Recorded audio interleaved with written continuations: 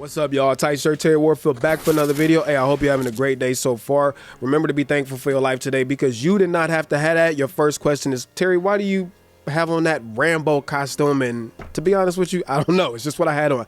Listen, I want to address this video as a letter to Sony, but I want to say this first because I don't want this video to be misconstrued or taken out of context. Look, I love Sony as a company. I've been using Sony cameras for the last 13, 14 years. They have been huge supporters of this channel since before I have 5-digit subscriber numbers, okay? They've always supported this channel, and I really am thankful for them for that. And on top of that, I love the products. I love the cameras. I love the innovation. I love the lenses. I love my Sony PlayStation.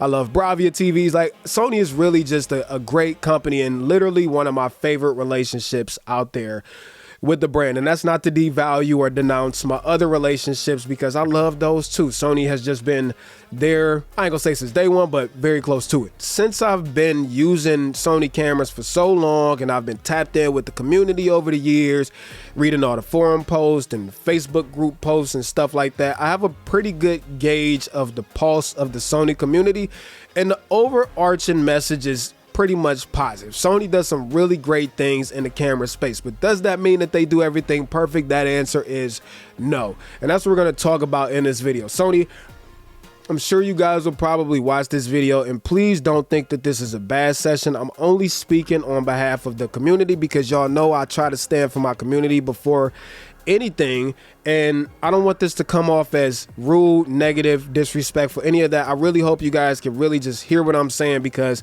again, I'm speaking on behalf of what I feel like the community feels. Now that we got that out the way, I have the Sony FX3 on the table because I really want to hone in on the cinema line. Now, before I talk about the FX3, I am totally okay with the advancement and obsolescence of technology. I mean, that's just the way technology works. But I also feel like we are at the plateau of processing power and stuff like that because we're only seeing year over year 7 to 8 to 10% improvements versus the prior year and the prior year before that. So I'm going to bring that back around full circle. Now that I got that out the way, Sony FX3, FX30, and somewhat Sony a7S III, and I'm going to bring in the Lumix S5 Mark II into this conversation also. Now, Panasonic has been a recent supporter of the channel, and I'm so freaking stoked about my relationship with them. Yes, they gave me the S5 Mark II. Yes, they gave me a whole bunch of lenses, and I'm very thankful for my relationship with them. So again, this is not to denounce any other brand relationship I have, but I'm bringing up these cameras for a very specific reason. I'm going to start off with the Lumix S5 Mark II, and honestly, every Panasonic camera leading up to it, starting with the GH2. Now, one thing Lumix cameras have always had, even though they are not designated as cinema cameras, most of them, they've always had cinema-like qualities. They've always had all of your video assist tools built into them. Anamorphic options, the ability to customize your noise profile and open gate recording and, you know, all of your vector scopes and waveforms and shutter angle and synchro scan, like all of these software things that cinema cameras should have. Panasonic gives it to us in cameras that are not cinema cameras. S5 Mark II represents something. I know I'm all over the place, but just hear me out. The S5 Mark II represents, in my opinion, not the best camera out there, but the best philosophy. Now that I got that out the way, now we can go talk about the FX3. I paid $4,000 for this with my own money, okay? I bought this camera not long ago, and I know it's been out for about 2 years or so, right? So we kind of go back to the, is it obsolete now? I don't think so, for a very particular reason. Now, my main argument, and I'll go back to that in 1 second. My main argument with the FX3 is that it is a quote-unquote cinema camera. It says it right here. It says cinema line on it. Yet, for a cinema camera, it doesn't give us the things that Lumix cameras give us that should be in a cinema camera. It doesn't give us that. And it's very frustrating that we cannot get those through a firmware update, or we haven't as of yet. Now, because Sony cameras don't have this stuff, it led me to start thinking about reasons why maybe the FX3 doesn't have these things, right? It's a cinema camera, it's Netflix approved, but it doesn't have all the things that I know that they need on the film set without having to connect the external monitor and all that stuff to do your monitoring and all that good stuff. It should have it in the camera. But here are my thoughts, right? Processing power could be one. and I think I debunked it. So somebody on Twitter said, hey, maybe the Sony cameras just don't have the processing power left over to give you those things. And I think that's a valid argument, right? Sony's giving you all of this sauce. They're giving you 4K 120 with full phase detect and sound and autofocus, and still giving you 14 plus stops of dynamic range and X, Y, and Z. So maybe there's no processing power left. And I think that could be plausible, but I have two major complaints with that theory. Number one, guess what camera has the exact same guts as the FX3? FX6. It shares the same processors, shares the same sensor, and guess what the FX6 gives you? All of those things that a cinema camera should have. All of those software things are there. So it would be, in my opinion, crazy to think that the FX6, which runs the exact same processor sensor combination, can do these things, yet the FX3, which runs the same hardware internally processor wise, can't. That doesn't make sense to me. Now, the second part of this is, like I said earlier in this video, we're at almost a plateau when it comes to processing power, and all companies at this point are pretty much neck and neck, with the exception to Apple. The wizardry that they're doing is a whole different ballpark, but nobody has really leapfrogged anybody else technologically when it comes to processing power except for Apple. Now, the reason I'm saying that is because if Lumix cameras have had all of this stuff for a long time, does that imply that Lumix is running faster or more capable chipsets than Sony? Or even if we just hone it into the S5 Mark II, which is a new camera, does that imply that the S5 Mark II that now has full phase detect autofocus in most modes, and it can give you 10-bit, 422, 420 internal, open gate recording and all that stuff, is still doing high quality audio processing and all of that stuff? Does that imply that the S5 Mark II has a much faster processor than what Sony is using? And I don't find that answer to really be yes either, because like I said, nobody's really running drastically faster chipsets than anybody else.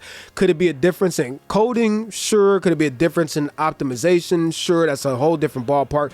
My point is, why doesn't the FX3 and the FX30 have the small, in my opinion, software coding things like shutter angle or synchro scan, all of these things that a cinema camera should have? And even if we zoom back out and talk about Sony's newer cameras, and this kind of spins back around to advancement in technology, right?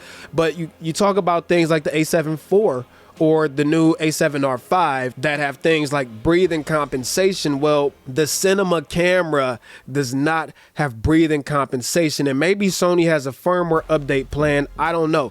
The other side of this coin is, okay, we can sit here and go back and forth about what features it has and what features it doesn't have, but the effects are far more detrimental in my opinion. So as a consumer, when I spend $4,000, it scares me to think that in 1 year, the company won't support this camera anymore. And this goes across the board with cell phones, etc. And you see a trend in cell phones where Samsung and Apple are giving you years and years of support. It's to ensure that their customers feel like they're making a good investment. I don't feel like I made a good investment when I just spent $4,000 on the camera, and the people that made the camera are telling me that I can't get a firmware update to fix issues that it has, or to bring those things forward to give us that we should have. And it creates tension in the consumer space. So I want to circle this all back around to why I brought out the Lumix S5 Mark II, because S5 Mark II, in my opinion, represents what all brands should be striving for when it comes to what they're giving their consumers and their cameras.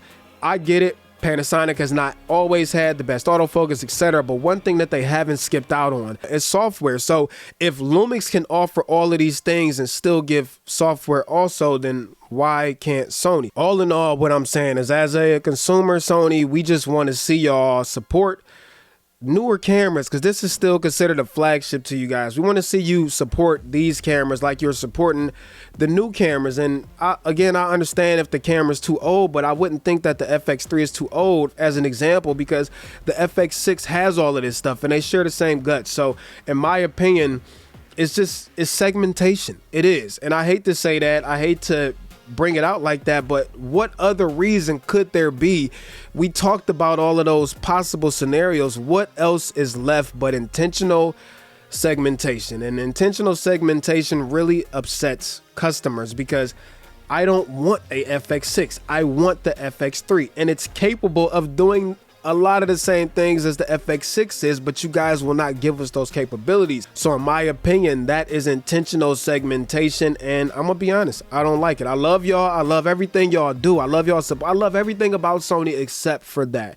So again, I hope, Sony, that y'all can really understand that this is not me attacking you guys. This is really how your consumer base feels. We love the products. We love the cameras. We love the innovation. We do not like the segmentation. Give us the software updates that these things need to either bring them up to snuff with the new cameras or at least to level the playing field with the competition.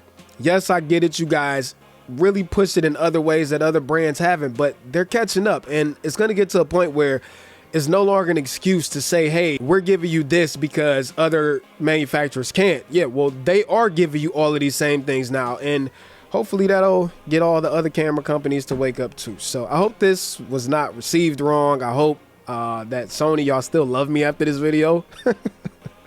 But I'm very curious to know y'all thoughts and opinions. Let me know down in the comments. And until next time, I'm out of here. Tight shirt, Terry Warfield. Piece of chicken grease. Love y'all. Peace.